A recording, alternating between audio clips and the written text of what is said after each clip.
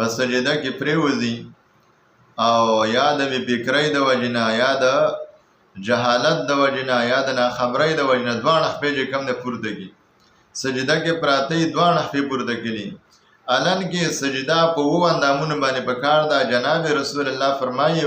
امرت ان اسجد على 7 اعضاء ما ته حکم شوی چې په 7 اندامونو باندې سجده وکړم پاکي دواړه خپې دي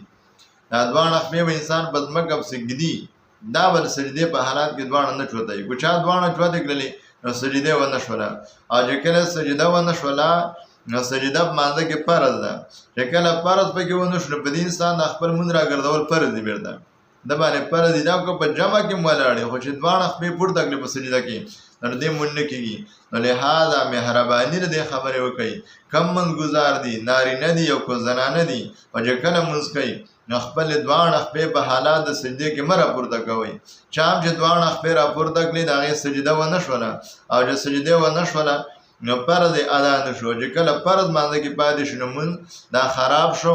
دا ونه شو بیرته ورسره چې کوم دی راګرځئ نو لهذا سجده کې دې خبرې ډېر اهتمام ساتئ چې دواړه خپې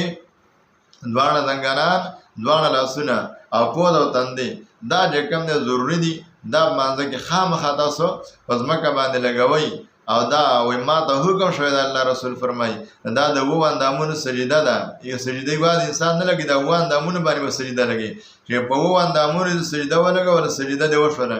چې په 7 اندامونو سجده نه ده لګولې سجده به ګوره نه کېږي د 7 اندامونو ټول نه به